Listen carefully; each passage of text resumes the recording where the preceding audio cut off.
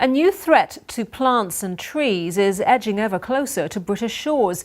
It's a bacterium called Xylella fastidiosa, and it's already damaged thousands of olive trees in Italy, and now it's spread to France. Our reporter Alex Dunlop has been to the Cambridgeshire Fens to investigate.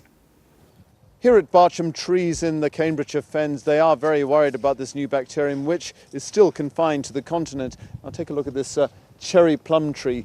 Very healthy, this one, but it is on the list of plants that is susceptible to Xylella fastidiosa. Now, this bacterium first took a grip in southern Italy on the continent 3 years ago.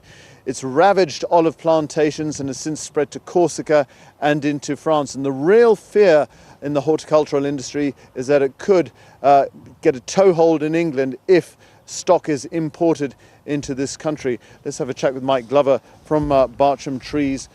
Let's be clear about this. We're not looking at a similar scenario to ash dieback, are we? It could be worse. Ash dieback just affected one genus, Fraxinus. Now this could affect several genus, which go into a lot of different species, so it could be a lot worse. And what sort of plants are we talking about? Gosh, I mean, there's prunus, there's liquid amber, there's even talk of oak, but it's all a very big question mark now of what it's going to attack and how prevalent it's going to be.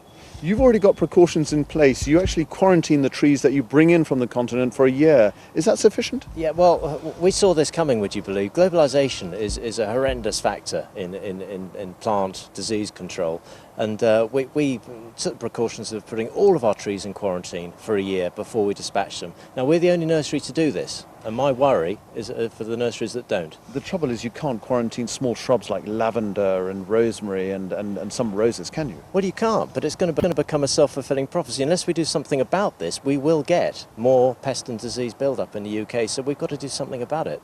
Now, the government has got a plant passport scheme in place so that only those plants that are host to this disease can come from disease-free areas. Is that sufficient? I think it's a good system. I think no one knows anything about it. I mean, did you know anything about it before you came here? No, in the public domain, no one knows what a plant passport is. So I think if you're buying plants, there's an audit trail of that plant that goes all the way back from the producer to the person who sold it to you. So you can ask for that audit, and you should be asking for that audit to make sure it's clean of disease. Okay, Mike Glover, thanks very much indeed. And as Mike said, the watchword out there is to the public, be responsible and be vigilant. Alex Dunlop, BBC News in the Cambridgeshire Fens. The survivor of a plane crash in